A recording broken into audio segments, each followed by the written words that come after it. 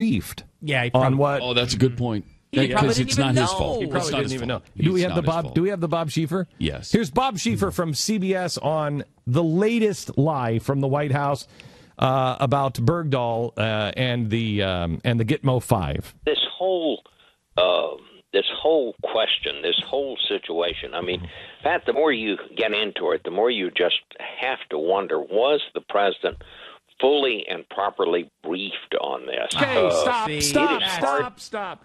It's such a good question. Bob, how many times? Let's just take that at face value. Well, you have to wonder. Wait. Let's just say that that's true. The president wasn't properly briefed.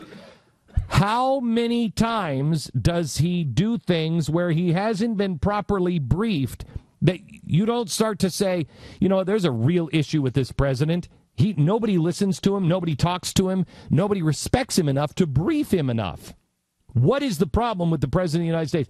You can't go through 6 years and always say the president didn't know, the president didn't know, the president didn't know, the president didn't know, before you start to say, why doesn't the president know? Mm-hmm. That's just as bad, Bob, as the president didn't know. Might even be worse. Yes. For me to believe that they would have gone about this in the way they did. I know it's hard for you to believe. Known, all of the facts about what was happening.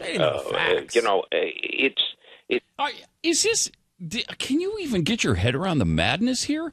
That we all know the facts around it, but the president doesn't know the facts? Well, you can't. He said he finds out about all these things on the news just like we do. We found out about it on the news. Weren't you watching that specific night? Or, I don't know, the Rolling Stone article in 2012 that explained all of this? I mean, come on. It's not as if this was just something that was unknown. Right. There have been stories written about this. This yes, situation Bob. seemed to be well known among a lot of people. And then, when the National Security Advisor comes out on national television and says he had served honorably and all of that, you just wonder, did they have all the facts when they decided to do this? Oh, my God. No, that's not what Timing you of this is interesting, too, isn't it, Bob? With the midterm elections coming up, a lot of these Democrats trying to distance themselves from all this.